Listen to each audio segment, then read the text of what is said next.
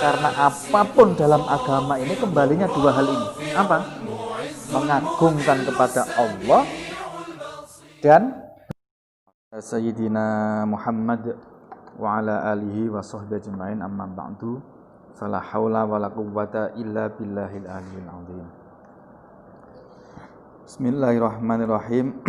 Ila hadratin Nabi Muhammadin sallallahu alaihi wasallam wa ala alihi washabihi.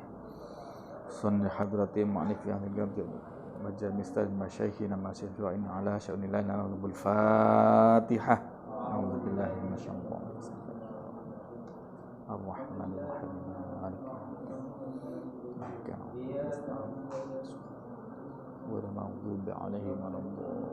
Amin. Bismillahirrahmanirrahim. Balani sedikitnya.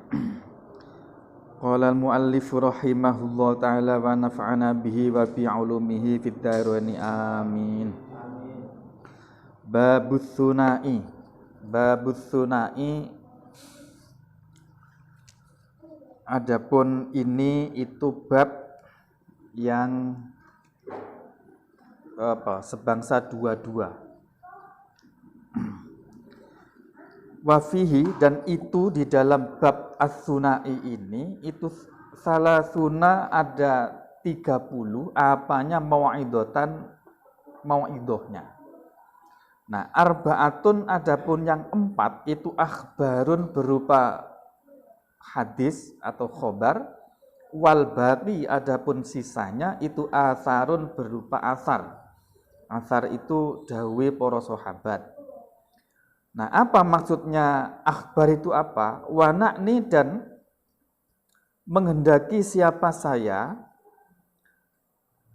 menghendaki bil akhbari dengan kata-kata akhbar di dalam kalimat tadi, menghendaki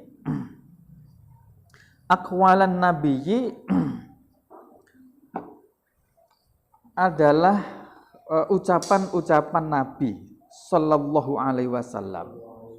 Wabil asari, dan menghadapi dengan asar. Apa sih asar itu? Aqwalas sahabati, akan perkataan-perkataan para sahabat, wattabi'ina, dan para tabi'in. Jadi yang dimaksud dengan asar itu adalah ucapan, perkataan para sahabat utawa para tabi'in. Tabi'in itu santrine sahabat, sahabat itu santrine Kanjeng Nabi. Kemarin sudah saya jelaskan. Faminhu, maka itu setengah dari makalah.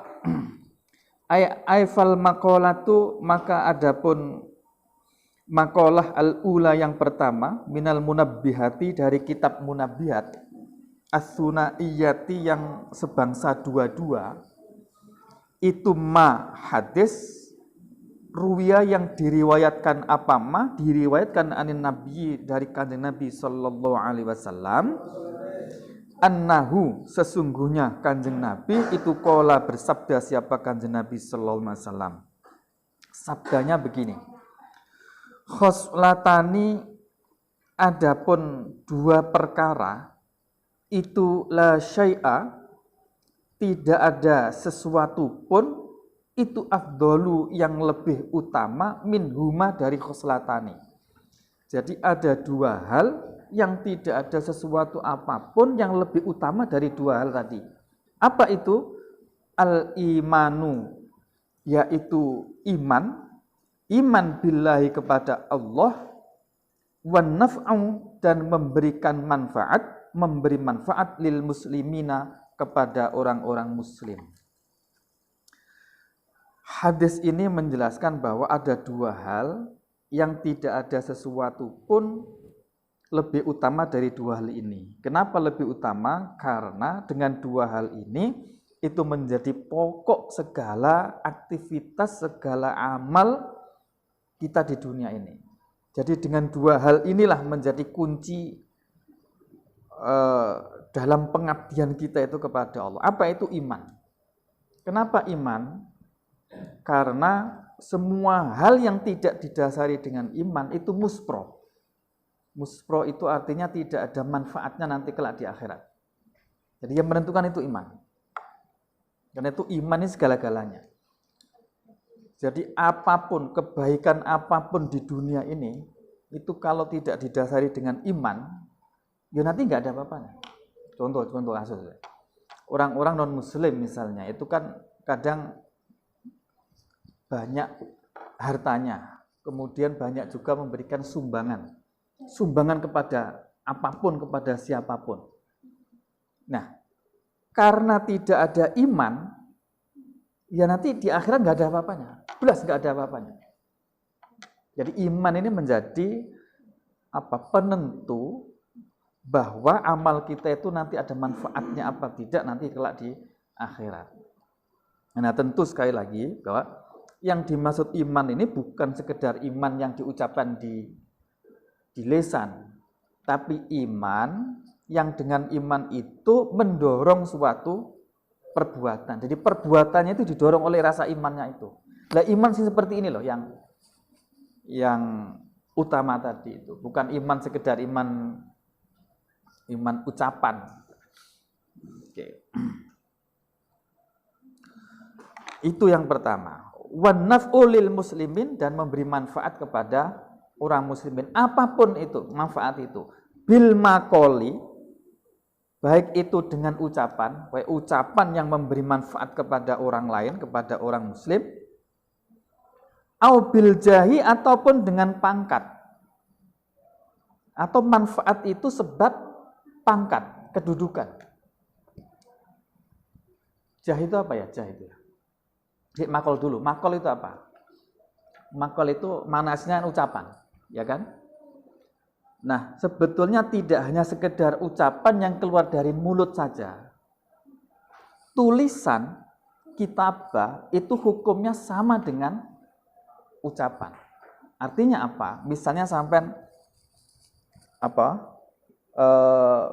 kirim WA atau buat status atau apa, dengan status tadi itu kemudian kok ternyata ada orang mukmin, orang muslim yang mendapatkan manfaat dari status itu sama dengan orang mukmin tadi itu mendapatkan manfaat dari ucapan. Jadi tulisan itu hukumnya sama dengan ucapan.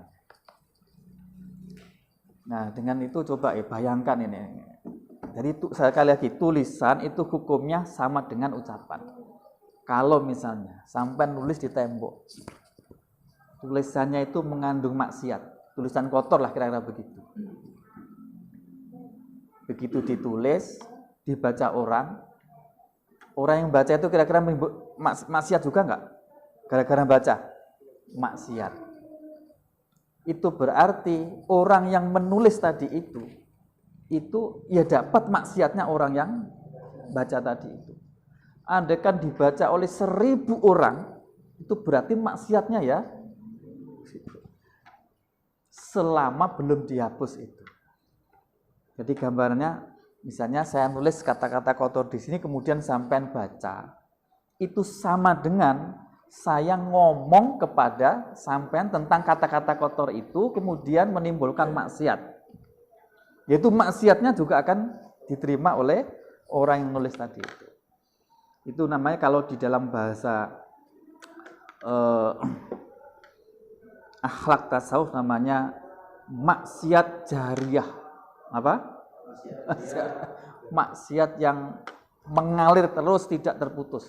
Selama tulisan itu tidak dihapus, dibaca terus, maka maksiatnya, dosanya itu akan mengalir. Karena itu begini, rumusnya begini. Dengan penjelasan ini, rumusnya, kalau sampai terpaksa melakukan maksiat, pikirkan jangan melakukan maksiat yang maksiat itu mengakibatkan dosa yang mengalir. Paham nggak ini ya? Mengakibatkan dosa yang mengalir. Kalau terpaksa melakukan maksiat, pastikan maksiatnya itu menimbulkan dosa itu berhenti pada sampean tok. Jangan sampai mengalir. Contoh maksiat mengalir, dosa mengalir itu. Saya misalnya ngatain, sampean kan siapa namanya Kang? Arif. Ari, misalnya saya katain Ari, saya panggil misalkan Apa misalnya panggilan yang jelek, misalnya panggilan jeleknya itu apa ya misalnya, bencong misalnya misalnya bencong. Gara-gara saya manggil bencong, kemudian ditiru oleh teman-teman sekelasnya, semuanya manggil bencong. Nah ini coba, selama sampean manggil bencong sampai hari kiamat misalnya, itu dosanya ngalir kepada saya. Ini namanya dosa jariyah, dosa yang selalu mengalir. Jadi sekali lagi, kalau terpaksa melakukan maksiat, hindari betul maksiat itu menimbulkan dosa mengalir. Nah sebaliknya, kalau melakukan taat atau melakukan sesuatu mengalir itu keren. Sedekah jariyah, pahala jariyah. Nah, kembali lagi bimakol tadi, sampai ke sono tadi ya. Makanya kalau bikin status itu juga harus hati-hati. Apalagi mengupload di YouTube atau mengupload di apalah, kalau sudah namanya ada rekam digital ya. Itu kalau sudah nggak bisa dihapus, sudah kesebar kemana-mana, Masya Allah itu dosanya berapa itu. Maka pastikan kalau menulis status atau apapun, pastikan memberi manfaat kepada orang lain. Manfaat kepada orang lain. Makol, ucapan. Au bil jah, atau dengan jah. Jah itu apa sih? Biasanya dimaknani dengan kedudukan. Betul nggih? Kedudukan atau jabatan atau. Tapi hakikatnya jah itu begini. Jah itu adalah kedudukan seseorang di dalam hati orang lain. Ini mafhumnya ya. Kedudukan seseorang di hati orang lain. Contohnya begini.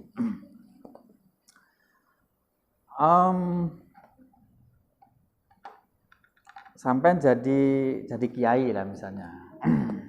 Nah, contoh saja misalkan saya jadi kiai, misalkan nih ya, bukan kok saya kiai enggak. Misalnya saya jadi kiai. Itu biasanya di hadapan santri itu kan mesti menghormati enggak berani bertingkah macam-macam lah pokoknya. Itu artinya saya mempunyai sesuatu kedudukan di hati sampean yang dengan kedudukan itu saya bisa melakukan apa saja. Betul nggak? Tolong dong ambilkan itu. Berani menolak nggak? Berani menolak nggak sampean? Nggak berani karena saya punya kedudukan di hati sampean. Itu namanya jah. Jah itu hukumnya sama dengan mal, harta benda. Sama-sama di dalam aspek kedua-duanya ini mampu untuk mendapatkan sesuatu yang diinginkan. Oke, dengan saya punya uang, saya bisa menginginkan banyak hal. Saya mau beli apa saja keturutan enggak? Keturutan, mau apa saja keturutan. Kalau saya punya jah di hati sampean, saya kepingin apa saja sampai nuruti enggak? Akan nuruti. Tolong besok tolongnya. Coba saya minta tolong dong, minta uangnya. Berani nolak enggak? Nah, jadi bermodal jah, kedudukan di dalam hati seseorang itu bisa dimanfaatkan untuk semaunya orang yang punya jah tadi itu. Nah, jah seperti itu bisa digunakan untuk memberikan manfaat kepada orang lain. Nah, jah seperti itu loh. Itu yang bisa dijadikan alat untuk memberikan orang lain dan memberi manfaat kepada orang lain itu sesuatu yang sangat mulia, sangat utama di hadapan Allah Subhanahu wa taala. Ada dua hal, iman dan memberi manfaat kepada orang lain. Baik dengan apa tadi? Ucapan, dengan kedudukan. Terusnya au bil mali atau dengan harta benda. Jadi dengan harta benda kita bisa melakukan apa saja. Nah, itu akan bernilai sangat mulia di hadapan Allah kalau harta bendanya tadi itu dipakai untuk sesuatu yang memberi manfaat kepada orang lain. Nah, ini juga perlu dilihat-lihat. memberi manfaat kepada orang lain itu usahakan juga manfaat yang jariyah, yang apa? Mengalir terus.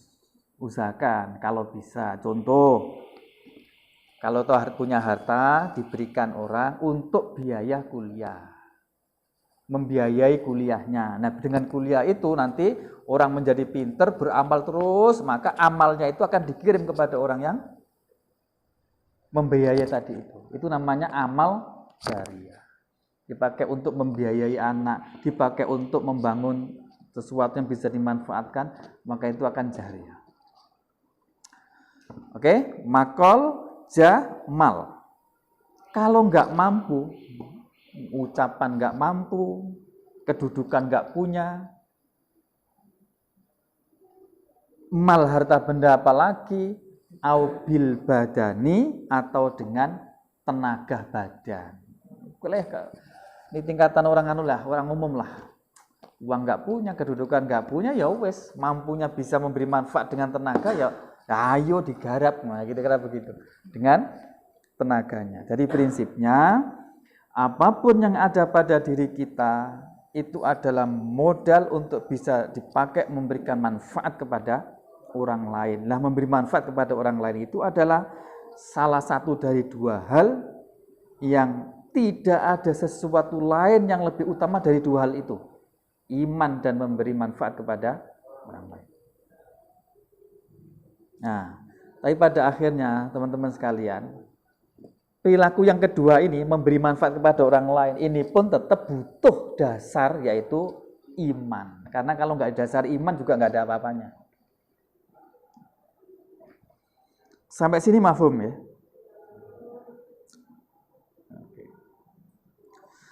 Oke, bismillahirrahmanirrahim. Nah, kembali lagi sedikit ke jah tadi, ya jah tadi. Tadi yang saya jelaskan tadi itu jah, tapi jah yang apa? Yang di hati tadi itu. Tapi ada jah yang berupa SK kan? Karena punya jabatan berupa SK, misalnya di SK-kan menjadi direktur apa gitu. Ini berarti punya jah. Dengan SK ini punya kekuasaan untuk memberi manfaat kepada orang lain. Jadi jah itu bisa dilihat dari dua aspek tadi itu.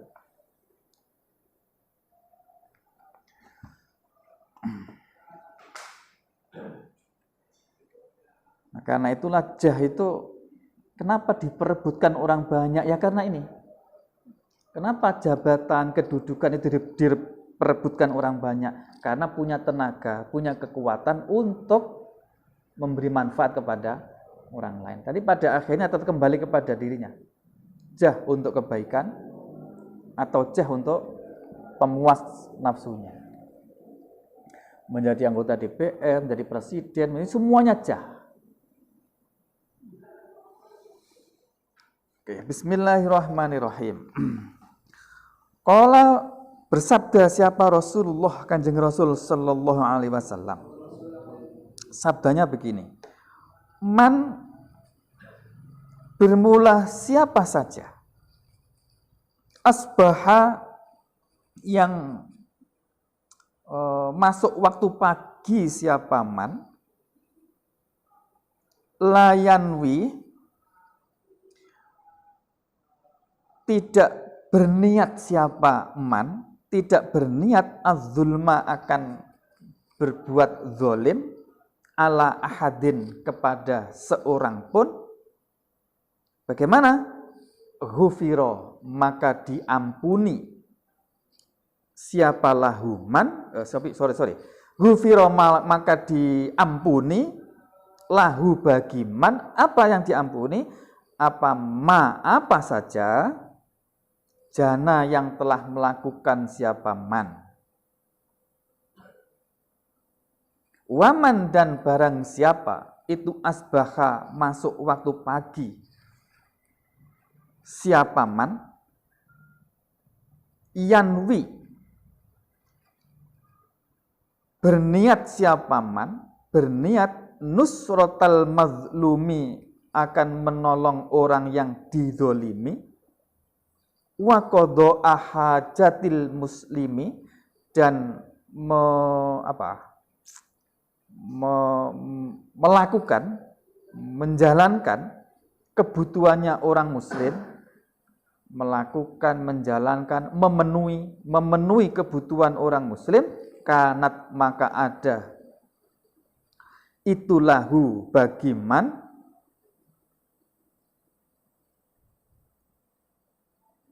itu keajri hajatin seperti ganjarannya satu hajian mabrurotin yang diterima atau yang mabrur.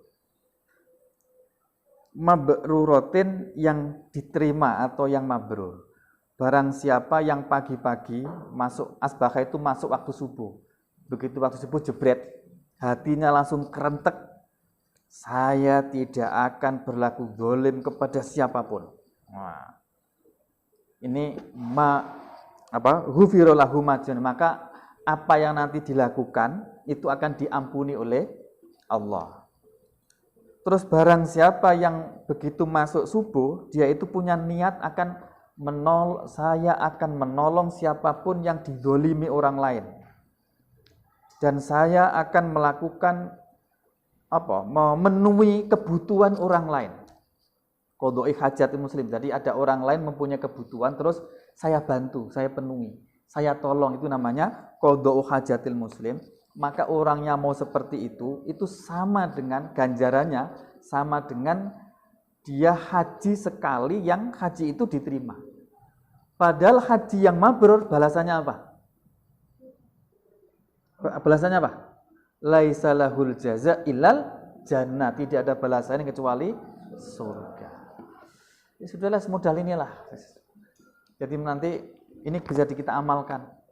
Begitu jebret bangun pagi langsung sampai toto atine. Cara noto ati yang pertama begini. Ya Allah, hari ini nanti saya ditakdirkan apa ya? Nah, itu berarti kita menyerahkan kepada Allah. Jadi bedanya orang apik dengan orang nggak apik, orang baik dengan orang yang nggak begitu baik itu begini. Begitu bangun yang dipikirkan itu saya nanti melakukan apa ya? Nah, kalau orang baik, orang yang dekat dengan Allah kira-kira begitu. Begitu bangun yang dipikirkan adalah Allah hari ini menakdirkan apa ya? Beda nggak? Beda nggak ini? Kalau berpikir hari ini saya melakukan apa ya, itu berarti mengandalkan kepada kekuatan dirinya. Tapi kalau yang dipikirkan jebret, bangun pagi itu dipikirkan, ya Allah, apa yang kita takdirkan Allah hari ini semoga baik. Itu berarti menyerahkan diri kepada Allah. Iki orang yang baik. Nah, setelah itu sampai tambahin niat tadi itu. Ya Allah, saya akan melakukan ini tadi itu. Insya Allah ini kalau kita lakukan setiap hari, insya Allah ditulungi oleh Allah. Ditulungi oleh Allah artinya apa yang kita lakukan itu digampangkan ngelakoni apik, dihalangi ngelakoni elek.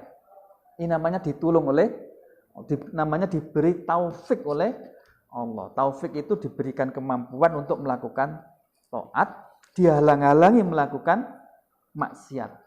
Itu namanya taufik. Halo?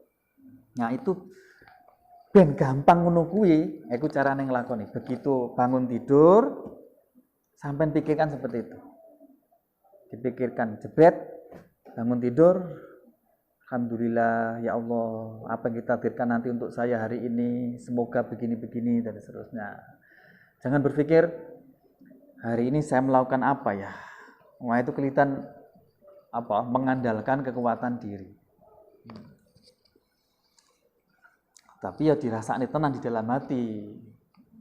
Dirasakne tenan di dalam hati yang betul-betul dirasakne pasrah nanggone Gusti Allah. Insya Allah nanti sepanjang hari sehari semalam itu akan diberi taufik pitulung oleh Allah. Diberi pitulung artinya dimudahkan ngelakoni keapian. Mbuh dilala kok gampang gitu ngelakoni keapian. Begitu ngelakoni maksiat itu ono masalah. Mbok kesandung, mbok nyari sepatu nggak ada. Bisa terjadi gitu ya. Kadang kita itu melakukan maksiat, carane Gusti Allah melindungi kita dari maksiat kadang-kadang macam-macam. Mbok diparungi jatuh, atau kemudian nggak jadi. Padahal niatnya sudah melakukan maksiat. Itu namanya ismah. Apa? Ismah. Maka dua hal ini, at-taufiq wal ismah, diberi taufik, digampangkan untuk melakukan taat, wal ismah, dilindungi oleh Allah untuk tidak ngelakoni maksiat. Mula kalau sampai lihat status di WA saya itu billahi taufik wal ismah, ada tulisan gitu enggak? Nah, itu Pak nanti dicek ya. Karena saya sangat terkesan dengan kata-kata ini, itu saya dapatkan di dalam kitab Minhajul Abidin dan kitab Sirajut Thalibin, sarannya Minhajut Thalibin. Itu ada kata-kata billahi taufik wal ismah. Artinya apa? Semua kebaikan yang kita lakukan itu terjadi semata-mata taufik pitulung Allah, dan kita dihindarkan dari semua hal yang maksiat, keburukan, kejelekan, semata-mata ismah, perlindungan dari Allah. Nah, cara menerapkannya itu tadi. Bangun tidur, coba kita lakukan itu. Bismillahirrahmanirrahim. Waqala, dan bersabda siapa Kanjeng Nabi alaihi salam. Sabdanya begini. Ahabbul ibadi ilallahi ta'ala anfa'un nasi linnas. Ahabbul ibadi, adapun paling dicintainya hamba Allah ilallahi oleh Gusti Allah Ta'ala, itu anfa'u, orang yang paling, itu anfa'un nasi, manusia yang paling bermanfaat. Bermanfaat kepada siapa? Linnasi, kepada manusia. Orang yang paling dicintai Gusti Allah itu orang yang paling banyak memberi manfaat kepada orang lain. Halo? Orang yang paling dicintai Allah itu yang paling banyak memberi manfaat kepada orang lain. Itu ukurannya. Mamula urip sampean ini, coba sampean niatkan piye carane memberi manfaat orang lain sebanyak-banyaknya. Caranya bagaimana? Caranya sampean niatkan cita-cita menjadi orang yang setinggi-tingginya. Jadi kalau punya cita-cita itu gantungkan setinggi-tingginya. Niatnya gimana?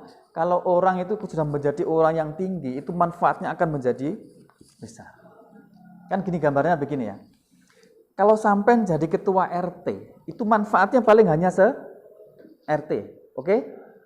Kalau sampai menjadi lurah, manfaatnya ya satu kelurahan itu. Kalau menjadi camat, menjadi bupati, ya manfaatnya kepada itu. Artinya keputusan yang sampean tanda tangan, yang sampean torehkan, yang sampean putuskan, itu manfaatnya segitu. Kalau saya menjadi presiden, manfaatnya ya, coba bayangkan misalnya, presiden punya keputusan untuk vaksin COVID-19 gratis diputuskan. Kalau diputuskan presiden, pengaruhnya seberapa? Seluruh Indonesia. Berarti manfaatnya sebegitu. Itu ganjarannya piro coba? Halo? Ganjarannya berapa? Bisa dihitung nggak itu? Tapi kalau diputuskan lurah, ya keputusan itu hanya berlaku hanya satu kelurahan. Artinya apa? Artinya begini teman-teman. Manfaatnya seseorang itu bisa juga dilihat dari sejauh mana kedudukan orang itu tadi di kedudukan yang peran yang disandangnya. Karena itu mumpung masih muda, sampai punya cita-cita setinggi-tingginya. Tapi niatnya jangan sampai salah. Niatnya apa? Untuk memberikan manfaat kepada sebanyak-banyaknya orang lain. Ini dalilnya. Nah, inilah yang terjadi pada para sahabat. Kenapa para sahabat itu merebutkan jabatan sebagai khalifah, sebagai pemimpin? Inilah yang menjadi pertimbangan. Jadi jangan sampai kepada para sahabat Kan terjadi itu, misalkan perang Jamal, perang Siffin, itu kan perebutan kekuasaan. Halo? Ya enggak?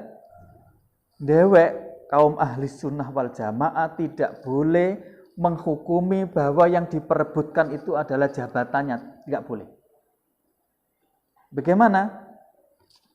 Kita mesti punya keyakinan bahwa yang diperebutkan oleh para sahabat waktu itu adalah peran untuk memberi manfaat kepada orang yang sebanyak-banyaknya. Dan itu adalah ijtihad. Ya, ijtihad itu kalau salah dapat 1, kalau benar dapat 2. Jadi semuanya sudah diniati, diijtihadi, kemudian memperjuangkan sesuatu untuk memberikan manfaat kepada orang sebanyak-banyaknya. Ini artinya apa? Artinya begini, coro sampean merebut untuk menjadi ketua apa sih? PMI misalnya itu enggak apa-apa, asalkan diniati untuk bisa memberi manfaat sebanyak-banyaknya bagi organisasi itu. Tapi kalau diniati untuk biar jadi wah pedenteng-pedenteng, ya ini yang enggak boleh. Ini yang duniawi ya ini. Jadi begini, ini agak panjang dikit enggak apa ya. Cara pandang bahwa sesuatu itu ukhrawi atau duniawi itu tidak bisa dilihat dari bentuknya. Ya, paham ini ya? Saya ulangi biar clear nih. Cara pandang kita bahwa sesuatu itu apakah ukhrawi apa duniawi itu nggak bisa dilihat dari sekedar zahirnya. Contoh, orang yang kita melihat orang yang punya jabatan ini duniawi apa ukhrawi ya? Nah, sampai jadi duniawi kan? Tidak bisa seperti itu. Lihat tadi itu. Misalnya, saya ingin menjadi wali kota Jakarta Barat ini. Saya perjuangkan. Kemudian jadi. Saya memperjuangkannya, saya ingin punya keinginan dengan menjadi bupati, wali kota, saya akan atur begini, sehingga maksiat bisa dikendalikan, dan saya atur sehingga agama menjadi, wah misalnya begitu. Baik nggak ini? Niatnya baik nggak? Terus kemudian saya jadi bupati atau saya jadi wali kota. Wali kota saya tadi itu duniawi apa ukhrawi? Kalau saya peruntukkan untuk itu, ukhrawi. Halo? Jabatan tadi itu kelihatannya duniawi, tapi hakikatnya adalah ukhrawi karena niat saya baik. Mafhum gak ini? Karena itulah tadi kan ada gitu. Bil maqali bil jahmal. Jabatan yang digunakan untuk memberi manfaat kepada muslim. Berarti apa ini? Ukhrawi apa duniawi? Ukhrawi. Nah gitu loh jadi. Ini artinya sampai nggak boleh anti jabatan. Yang penting adalah bagaimana menggunakan dan meniatkan jabatan itu. 2 hal ukurannya. Niat dan menggunakannya. Niatnya baik, gunakan yang baik. Maka dudukan jabatan itu adalah bernilai ukhrawi.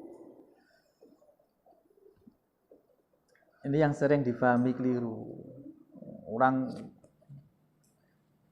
menjadi ini dianggap duniawi dan sebagainya. Bukan situ tata. Jadi cara melihatnya tadi ya. Baik ukurannya 2 itu ukurannya. Memiliki apapun itu ukhrawi kalau mengandung 2 hal. 1, diniatkan dengan niat yang baik. Yang kedua, semuanya dijalankan dengan cara yang baik. Nah, cara yang baik itu ukurannya yang sesuai dengan syariat, sesuai dengan peraturan yang berlaku. Itu ukuran baiknya. Nah, sepanjang apapun itu, jabatan, uang, mobil, apapun diniatkan 2 hal ini, maka itu termasuk kategori ukhrawi. Nah, sehingga definisinya, apa sih duniawi itu? Ya duniawi itu apapun yang kita miliki, yang hanya bisa kita nikmati di dunia tok. Itu namanya duniawi. Sebaliknya, apapun yang kita miliki, kalau itu punya pengaruh bisa dinikmati nanti di akhirat, itu adalah ukhrawi. sampai punya istri yang cantik misalnya. Alhamdulillah, saya kepingin menikahi istri yang cantik. Tujuannya biar mata saya tidak jelalatan lagi. Biar terkendali cukup dengan istri yang ini. Maka istri yang cantik itu adalah ukhrawi.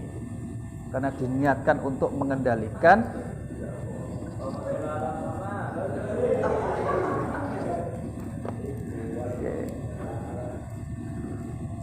Nah, biasanya dunia kan itu kan harta, wanita, tahta, apalagi Toyota.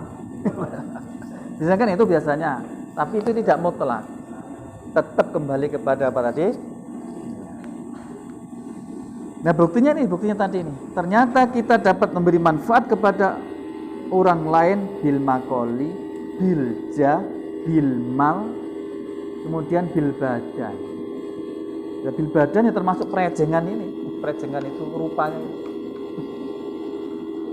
misalnya punya badannya ganteng gitu. Nah, dengan gantengnya itu kalau dipakai untuk memberi manfaat kepada orang muslim, yang gantengnya itu ganteng yang ukhrawi. Kecantikannya dipakai untuk memberi manfaat kepada orang. Nah, gimana caranya, Bu? Oke, bismillahirrahmanirrahim. Begitu, sekali lagi cara pandang dunia ukhrawi itu. Jadi begini, kesimpulannya begini. Akhirat duniawi akhirat itu dikembalikan di hati. Itu tipis sekali pemisahnya itu. Nah, tipis sekali pemisah antara akhirat dan duniawi, dan yang bisa memisahkan itu adalah hatinya masing-masing. Misalnya Pak Kiai punya mobil 3, ya enggak? Pertanyaannya, duniawi apa ukhrawi ya? Kita enggak bisa menjustifikasi kecuali tahu hatinya beliau. Kita tahu enggak hatinya beliau? Enggak tahu, yang tahu beliau sendiri. Karena itu kita tidak boleh menjustifikasi bahwa itu duniawi, kedunian, kubut dunia, enggak boleh. Siapa tahu semua itu diperuntukkan untuk memperjuangkan umat, misalnya. Siapa tahu mendapatkannya itu diniatkan betul-betul untuk umat ini, untuk melindungi kehormatannya misalnya. Karena kalau menjadi pejabat publik, kalau mobilnya biasa-biasa saja, maka diejek orang lain lah. Biar tidak diejek, maka saya itu sudah ibadah. Halo? Itu juga termasuk baik. Ini masalah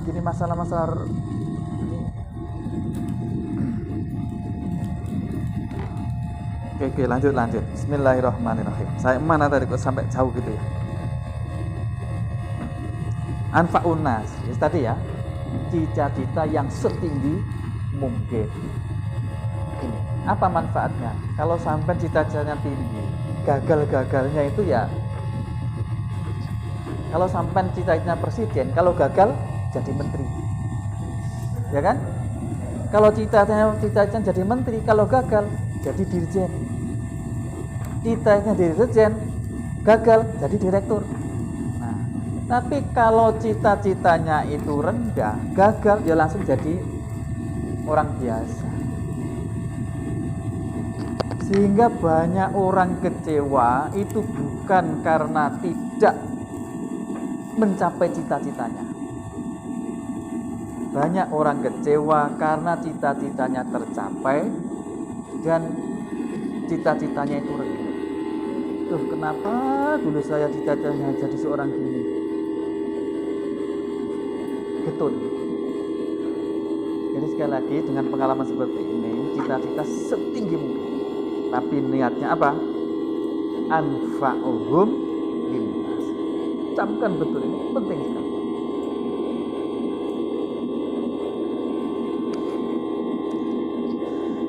Wa afdhalul a'mali, adapun paling utamanya amal yang paling utama itu idkhalus sururi, memasukkan kebahagiaan ala qalbil mukmini, kepada hatinya orang mukmin, yatrudu anhujuan, yatrudu yang menolak Yatrudu yang menolak itu menghalau, anhu dari orang mukmin, menghalau ju'an akan lapar, au yakshifu atau menghilangkan anhu dari orang mukmin, menghilangkan karban akan kesusahan, au yaqdi atau melakukan lahu demi orang mukmin, yakdi atau membayar, yang membayar karena udur dainan ya, au yaqdi atau membayar, siapa man lahu kepada orang mukmin, membayar dainan akan utang, dainan kepada hutang.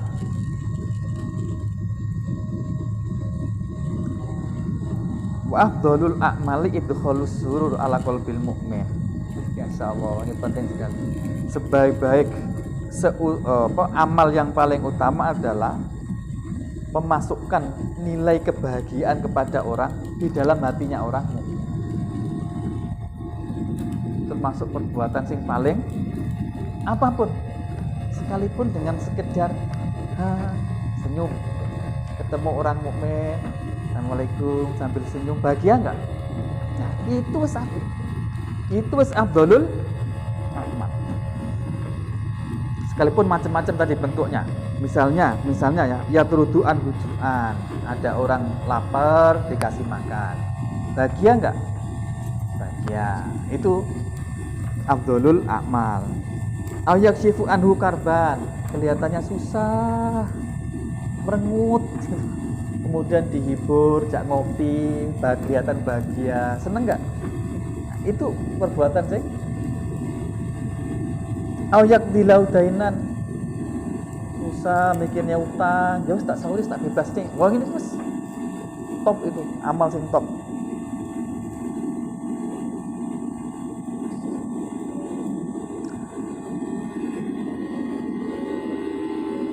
Idkhalus surur.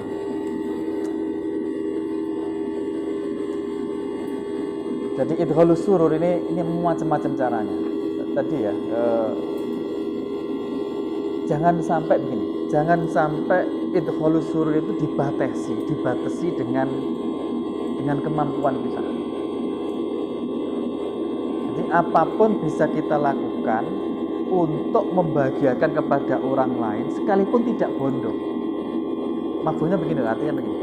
Jangan sampai alasan sampai nggak punya bondo, nggak punya uang, nggak punya apa, kemudian tidak melakukan idkhalus surur, membahagiakan orang lain.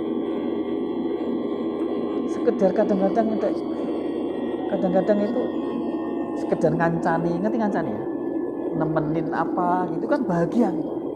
Ya itu wis afdhalul a'mal itu. Jadi jangan dibatasi, aduh mau sih nggak punya uang, dan sekedar senyum gitu. Itu caranya, cara mengatur agar amal kita itu selalu bisa melakukan amal terbaik, sekalipun tidak bondo, tidak modal. Bismillahirrahmanirrahim. Wa khoslatani, adapun dua perkara, la syai'a yang tidak ada sesuatu pun, itu akhbathu yang lebih jijik, lebih jelek. Maksudnya akhbathu ay anjasu, yang lebih jijik, lebih najis. Maksudnya najis batin ya, bukan kok najis zahir. Jijik lah kira-kira begitu. Min huma, dari khoslatani, daripada dua hal tadi itu apa? Asyirku, yaitu menyekutukan billahi kepada Allah,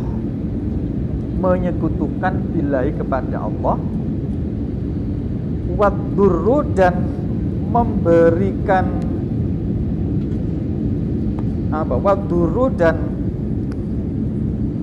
memberikan bahaya atau menyakiti, wadurru dan menyakiti bil muslimina, kepada orang-orang muslim. Sebaliknya, kalau tadi dua hal yang tidak ada sesuatu pun lebih baik, iman dan memberi manfaat. Nah sekarang dibalik, dua hal yang tidak ada sesuatu yang paling menjijikkan kecuali dua hal, yaitu apa? Syirik kepada Allah, menyekutukan kepada Allah. Yang kedua, memberikan bahaya atau memberikan sesuatu yang menyakitkan kepada orang lain. Doror itu bahaya atau sesuatu yang tidak mengenakkan. Bisa berupa sakit, terancam, terperdaya, doror, pokoknya doror. Dua hal ini. Pertama, syirik. Nah, syirik itu ada dua. Ada namanya syirik jali. Syirik jali itu syirik yang jelas-jelas menyekutukan kepada Allah. Misalnya menyembah patung. Kayaknya sekarang nggak ada ya, kayaknya. Artinya jarang terjadi bagi orang mukmin ya. Menyembah patung, menyembah selain Allah, kayaknya enggak. Bagi orang mukmin kayaknya enggak begitu. Yang banyak itu adalah syirik khafi. Ada syirik jali, ada syirik khafi. Syirik khafi itu syirik yang samar. Kenapa disebut syirik khafi atau syirik yang samar? Karena memang samar, gak jelas. Apa itu syirik khafi? Syirik khafi itu adalah riya. Jadi riya itu sama dengan syirik khafi. Apa itu riya? Riya itu adalah menggunakan sesuatu yang sifatnya ibadah tapi diperuntukkan selain Allah, itu namanya riya. Saya ulangi. Ibadah atau sesuatu yang bersifat ibadah yang diperuntukkan kepada selain Allah, itu namanya riya. Nah, riya disebut syirik, dan syiriknya itu khafi, samar, karena memang nggak jelas. Nggak jelasnya dari aspek begini. Contoh, sampean sholat Allahu Akbar, tapi sholatnya ini diniati biar dipuji, dielem oleh mertua. Berarti mertua, marah apa? Mertua. Allahu Akbar, dibaik-baikan, dihusuk-husukkan, biar mertuanya ini wah gitu ya, kira-kira gitu.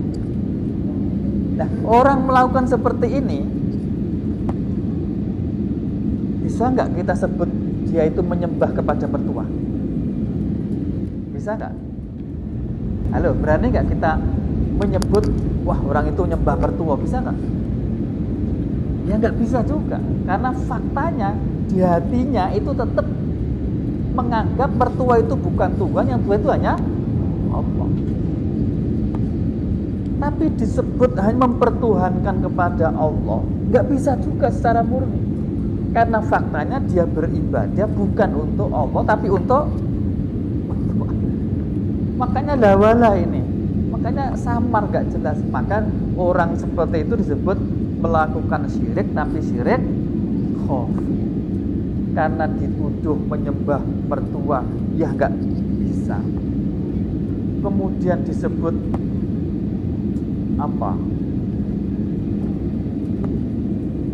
Tidak punya iman sama sekali kepada, juga nggak bisa. Faktanya dia ngakui bahwa Allah itu tetap Tuhannya, bukan mertuanya. Jadi karena itu sekali itu disebut syirik khafi, syirik yang sama. Nah, orang melakukan seperti itu dilihat hukumnya, dilihat.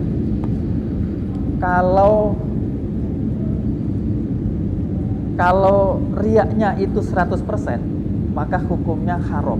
Dia berdosa dan sholatnya itu tidak diterima Allah. Jadi sholatnya tidak diterima dan ditambah dosa. Kalau riyaknya itu imbang itu artinya ya kalau nggak ada mertua ya tetap sholat, cuman nggak semangat. Tapi gara-gara ada mertua, ya tetap sholat tapi lebih semangat. Nah, itu berarti tidak murni kepada Allah, ada dorongan sedikit yang didorong oleh mertua tadi. Nah, itu kalau menurut Allah itu imbang, maka orang ini lawala. Lawala itu tidak mendapatkan pahala dari Allah, juga tidak mendapatkan dosa dari Allah. Jadi perbuatannya muspro. Tapi secara fikih tetap sudah sah sholatnya. Secara fikih. Yang ketiga, kalau dorongan riaknya itu lebih sedikit dari 50%, dorongan ikhlas kepada Allahnya lebih banyak, maka tetap mendapatkan pahala. Hanya pahalanya itu terkurangi dengan nilai riaknya. Nah, contohnya misalnya, kalau yang syirik syirik 100% itu kalau nggak ada mertua nggak sholat. Saya sholat karena ada mertua. Nah itu namanya riak 100%. Halo? Tapi kalau ada mertua nggak ada mertua tetap sholat. Namun sholatnya itu kayak main-main, nggak serius. Tapi gara-gara ada mertua serius pol. Nah itu kira-kira 50%, nggak dapat apa-apa. Yang ketiga ini kira-kira begini, yo tetap sholat, tetap serius, tapi ada agak ada perasaan seneng, ada perasaan lebih semangat kalau ada mertuanya. Kalau nggak ada mertua ya tetap sholat, tapi nggak ada semangat dikit. Nah itu berarti riaknya kurang dari 50%. Nah seperti itu hukumnya, tetap dapat pahala tapi dikurangi nilai riaknya. Maksud ini ya, ini menurut pendapat ulama sing moderat kira-kira begitu ya. Ada ulama yang sadis, bukan sadis apa ya, agak kenceng lah kira-kira begitu. Seperti Imam Izzuddin Ibnu Abdissalam itu berpendapat ngono kuwi ora oleh apa-apa blas. Pokok ibadah kalau kecampuran riak ya wis nol, utul gak ada pahalane blas. Wah ini kan, tapi kalau menurut Al-Ghazali ya nggak begitulah. Dilihat kan tetap ono nilai ikhlas kepada Allah. Yang ini tadi itu kan hanya penyemangat, ya tetap dihargai. Nah Al-Ghazali mendasarkan kepada firman Allah misalnya, wa may ya'mal mithqala dzarratin khairan yara wa may ya'mal mithqala dzarratin syarran yara. Barang siapa wa may ya'mal mithqala, barang siapa beramal sedikit pun kebaikan ya nanti akan tahu akibatnya.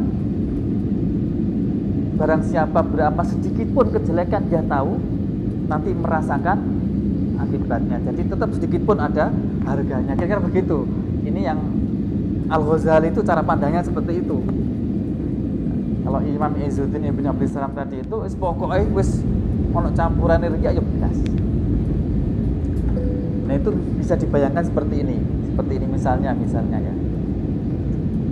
Misalnya di situ presiden, di situ permaisuri, anak-anaknya presiden si cantik-cantik, kira-kira begitu. Saya menghadap presiden, tapi hati saya menghadap ke permaisurinya atau anak-anaknya raja. Menghadap presiden tapi hatinya ke sono. Kira-kira perasaan presiden mureh-mureh enggak? Tersinggung enggak? Nah, kira-kira begitu. Gusti Allah kira-kira begitu. Jadi nek sampean ibadah salat nang Gusti Allah, kok kecampuran riya, ya kira-kira Gusti Allah ya godhok seperti itu sehingga layak untuk diberi dosa. Layak nek apa disiksa karena menyinggung Gusti Allah. Presiden diperlakukan begitu tersinggung, apalagi Gusti Allah. Nah itu caranya, cara melihat.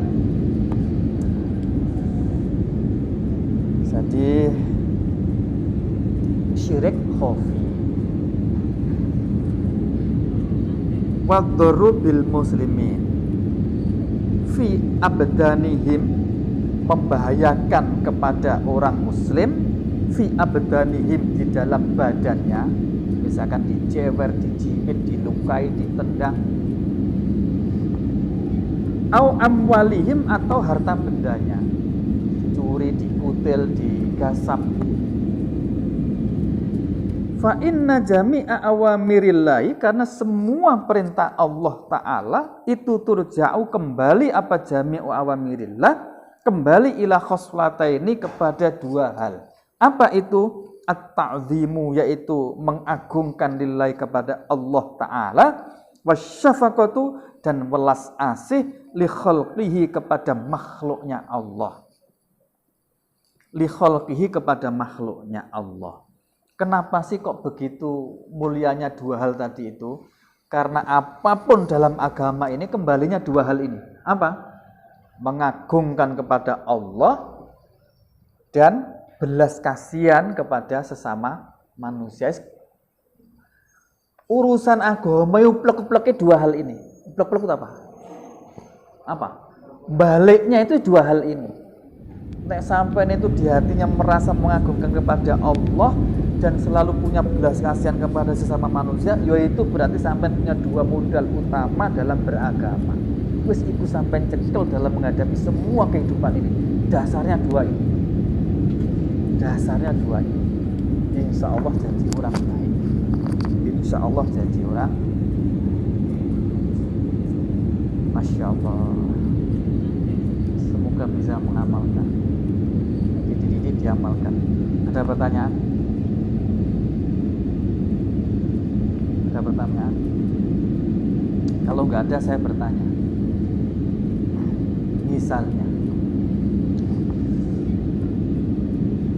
misalnya ya, saya pacaran dengan Mbak siapa ini? Kemudian saya berniat ingin menyenangkan dia dengan cara saya pegang-pegang tangannya.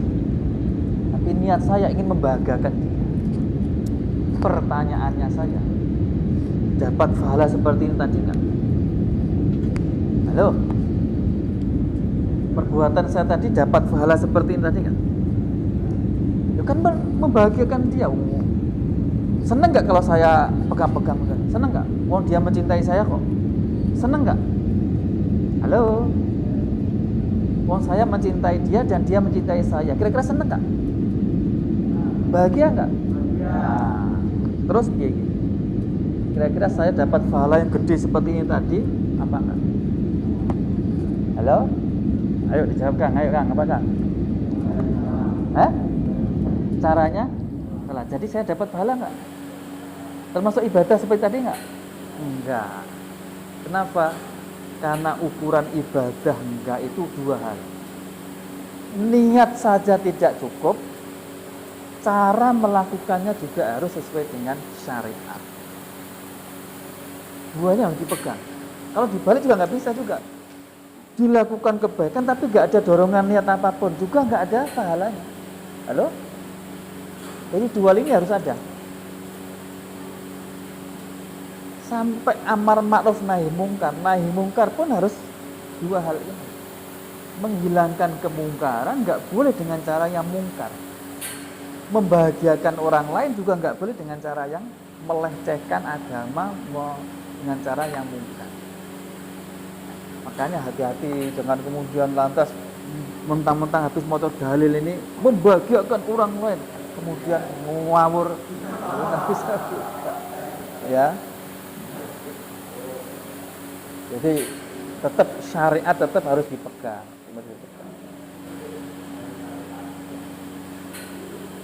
Sekian apapun bermanfaat berkah untuk kita semuanya. Akhir Al-Fatihah.